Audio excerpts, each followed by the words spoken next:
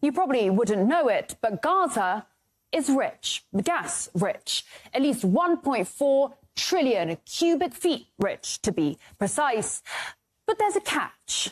Geologists and natural resources economists have confirmed that the occupied Palestinian territory lies above sizable reservoirs of oil and natural gas wealth in Area C of the occupied West Bank and the Mediterranean coast off the Gaza Strip. To date, the real and opportunity costs of the occupation exclusively in the area of oil and natural gas have accumulated to tens, if not hundreds of billions of dollars. Back in 1999, the Palestinian authorities signed a deal with British Gas. Just off the Gaza coast, they struck it lucky, and 2 wells were drilled. That's Gaza Marine 1 and 2. It was a multi-billion-dollar gift from God, an economic boon both home and abroad. This is one of the key messages here today. There will be gas available for export. And from my conversations with Palestinian officials, including President Arafat, it is clear that they have no interest in just sitting on a gas surplus. Fast forward to 2007, Hamas comes to power and Israel launches an offensive on the Gaza Strip, leaving behind 1,400 dead Palestinians, but taking with it the gas fields. Now, within the year, Israel announced the discovery of the Leviathan natural gas field, which did include Gaza's riches, all in all valued at $453 billion. Now, since then, Gazans haven't seen a shekel, or to be more accurate, they have been denied around $47 billion in revenue. As for Tel Aviv, well, it's gunning to become a new hub. This is a historical moment in which the small country of Israel becomes a significant player in the global energy market.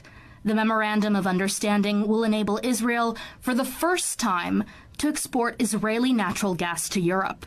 And it is even more impressive looking at the significant set of agreements we signed over the last year, which position Israel and the Israeli energy and water sectors as a key global player. Let's just run through this then. At that moment in time, so we're talking 2022, Russian oil and gas was sanctioned. Iranian oil was sanctioned. Syrian oil fields were, and still are, illegally occupied by US forces. Now, the key port of Latakia was being bombed by Israel, and the port of Beirut, the gateway to the Middle East, lay in ruins. Enter this small country of Israel right here with its seas of gas, its working ports, an answer to Europe's problems, and perhaps, most critically, the US blessing. Because in case you didn't know, US Congress has decided that Israeli energy is in the highest national security interests of Washington. So DC was only too happy for Tel Aviv to become a key global player. After all, it had itself previously mulled over ways in which to make its 51st state a window onto Europe. Another interesting application of nuclear excavation would be a sea-level canal 160 miles long across Israel, connecting the Mediterranean with the Gulf of Aqaba and thus the Red Sea and the Indian Ocean. Such a canal would be a strategically valuable alternate to the present Suez Canal. The Suez Canal is a gold mine. It connects the Mediterranean Sea to the Indian Ocean via the Red Sea. It is the link between Asia and Europe.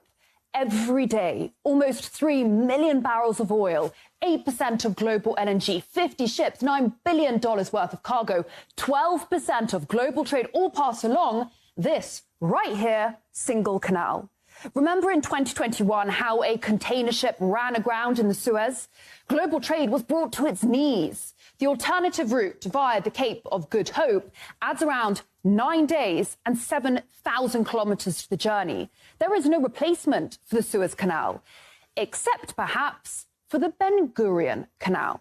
Now, what the US had been thinking about back in the 60s was dropping 520 nukes on parts of Israel, all to build a 260-kilometre-long canal that would start at the Red Sea down there in the port city of Eilat, run through the Negev desert and pour out into the Mediterranean. Where exactly? Right next to northern Gaza, the same northern Gaza that is currently being bombarded and depopulated.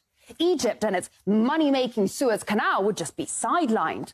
The same Egypt that, rumour has it, is now considering taking in refugees in exchange for debt relief by the US. And if you think it's crude of me to talk business during times of an existential war, think again. The winning companies have committed to unprecedented investment in natural gas exploration over the next 3 years, which would hopefully result in the discovery of new natural gas reservoirs.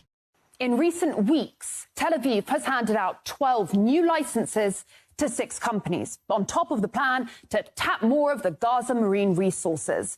This area is a strategic gold mine. The Israelis have their largest foreign base down the Red Sea, just off Eritrea. And here a bit further down, well, Beijing has a naval base in Djibouti, a key piece in its enormous global infrastructure project, the Belt and Road, hated by London, Brussels and Washington alike. Always ask yourself, cui bono, who benefits?